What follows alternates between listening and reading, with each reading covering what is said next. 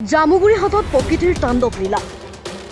নিশা অহা প্ৰচণ্ড ধুমুহা বতাহ বৰষুণৰ ফলত জামুগুৰি হাটৰ বিভিন্ন প্ৰান্তত বিস্তৰ ক্ষতিসাধন হয়।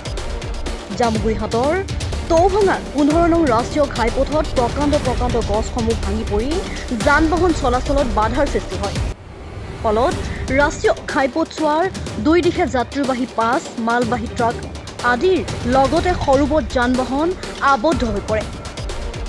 বৃহত্তৰ অঞ্চলটোৰ টৌভঙা, বামুণীপামকে ধৰি বিভিন্ন অঞ্চলত নিশা অহা ধুমুহাই তছনছ কৰি পেলাই অঞ্চল।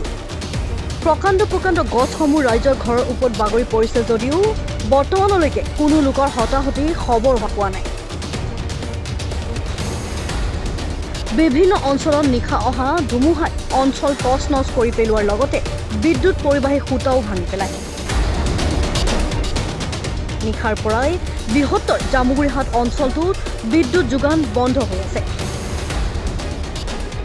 ৰাইজৰ মাজত বৰ্তমান সময়ত হাহাকাৰ পৰিস্থিতিৰ সৃষ্টি হৈছে। শীঘ্ৰে বিদ্যুৎ বিভাগক মেৰামতি কৰি বিদ্যুৎ যোগান নিয়মীয়া কৰিবলৈ দাবী জনাইছে অঞ্চলটোৰ ৰাইজে।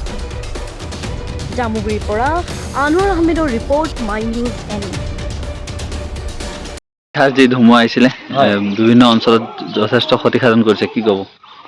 যোৱাকালি ৰাতি 10টা বজাৰ পৰা এইটো আৰম্ভ হৈছে আৰু যি তীব্ৰ গতিৰে বতাহ বলিছে, এইটো মই জীৱনত প্ৰথমবাৰ এইটো পাইছোঁ। তাৰমানে প্ৰতি ঘণ্টাত আপোনাৰ প্ৰায় 120-130 কিলোমিটাৰ স্পীডত হ'ব পাৰে, এইটো অনুমান কৰিছোঁ। আৰু গোটেই ধ্বংসলীলা ইয়াতে টৌভঙা যিটো আমাৰ অঞ্চল আছে, গোটেই অঞ্চলতে ধ্বংসলীলা। গছ উঘালি পেলাইছে, ডাঙৰ প্ৰকাণ্ড গছ, টিনপাত উৰুৱাইছে, মানুহৰ বিধ্বংসী এটা হৈছে, ইয়াতে ৰূপ দেখা পাইছোঁ আমি। আৰু এই যিটো অৱস্থা হৈছে, এই অৱস্থাৰ পৰা মানুহে যিটো বিপদৰ আশংকা কৰিছিলে, সেইটো আশংকা ইতিমধ্যে স্থায়ী ৰূপত পৰিণত হোৱা দেখা পাইছোঁ। কাৰণ যিবিলাক মানুহৰ বাৰীবিলাকৰ যিবিলাক গছ আছে, ডাঙৰ প্ৰকাণ্ড গছ উঘালি পেলাইছে, তামোল বাৰী গোটেইখিনি নষ্ট কৰিছে, মানুহৰ টিনপাত উৰুৱাইছে, তেনেকুৱা এটা পৰিৱেশৰ ইয়াতে আমি দেখা পাইছোঁ। আৰু এইটো 15 নং ৰাষ্ট্ৰীয় ঘাইপথটো অৱৰোধ হৈছে, গোটেইখিনি অৱৰুদ্ধ হৈছে। ইতিমধ্যে বজাৰৰ যিটো কাষৰ যিটো ডাঙৰ প্ৰকাণ্ড গছ পৰি গৈছে, আকৌ ইফালে টৌভঙা চেণ্টাৰৰ যিটো ৰাস্তা, সেইটো ইতিমধ্যে ব্লকেজ হৈছে। বেছি ক্ষতি কৰিছে টৌভঙা চেণ্টাৰত। টৌভঙা চেণ্টাৰৰ গছৰ ডাল পৰি দোকানৰ চালৰ ওপৰত পৰিছে আৰু ইতিমধ্যে ৰাস্তা বন্ধ হৈ চাইডেদি গাড়ী যাব লগা হৈছে।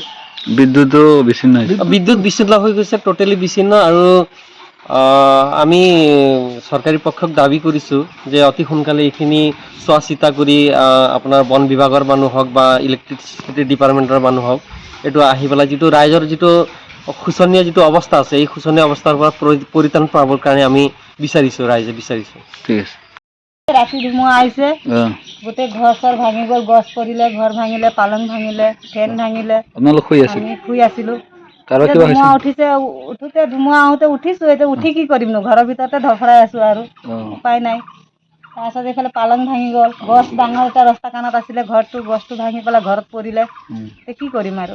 দোকানো হৈছে? দোকানটো গোটেই ভাঙি গ'ল। দোকানৰ পৰাই চলি আছিলোঁ আমি, অৱস্থা এনেই কৰি খোৱা মানুহ, দোকানৰ পৰাই চলি আছিলোঁ, দোকানো নাই। এতিয়া কি হ'ব? এতিয়া আপোনালোকে কিবা এটা সহায় কৰিলেতো ভাল আছিলে। এতিয়া থকা মেলা অসুবিধা? এতিয়াতো থকা মেলা বহুত অসুবিধা। এতিয়া কি কৰি খাম? দোকানৰ পৰাই চলি আছিলোঁ আমি। আপোনালোকে দোকানত গৈ চাব পাৰে, এতিয়া দোকানটো আহি পেলাই আপোনালোকে চাওক কেনেকুৱা কি হৈ আছে, আমি এতিয়া কেনেকৈ চলিম? আমাৰ বহুত অসুবিধা হ'ব নহয়।